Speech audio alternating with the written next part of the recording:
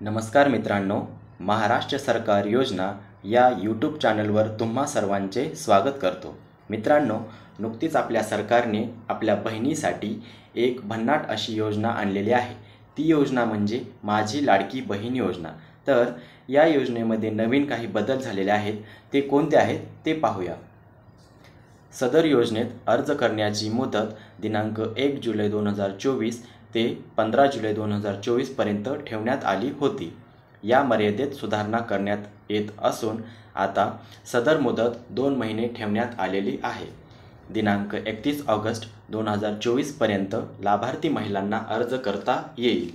तसेच दिनांक 31 ऑगस्ट 2024 पर्यंत अर्ज करण्यात आलेल्या लाभार्थी महिलांना दिनांक 1 जुलै 2024 पासून दरमहा 1500 रुपये आर्थिक लाभ देण्यात येणार आहे।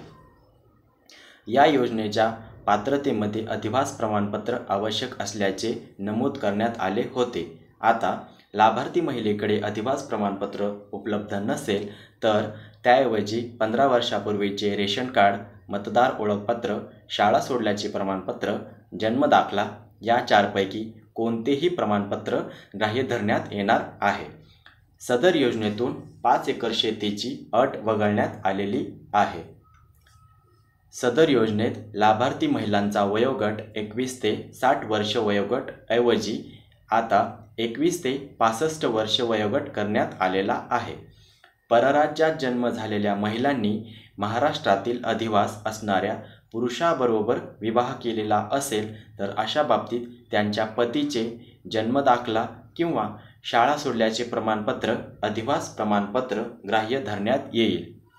₹2.5 लाख उत्पन्न दाखला उपलब्ध नसेल तर ज्या कुटुंबाकडे पिवळे किंवा केशरी रेशन कार्ड उपलब्ध असेल त्यांना उत्पन्नाच्या दाखला प्रमाणपत्रातून सूट देण्यात येणार आहे।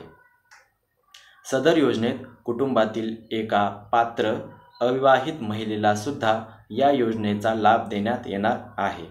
मित्रांनो, जर तुम्ही आपल्या चॅनलवर नवीन आलेला असाल आणि आपला व्हिडिओ पहिल्यांदाच पाहत असाल तर व्हिडिओला लाईक करा, चॅनलला सबस्क्राईब करा आणि हा व्हिडिओ होईल तेवढं शेअर करा।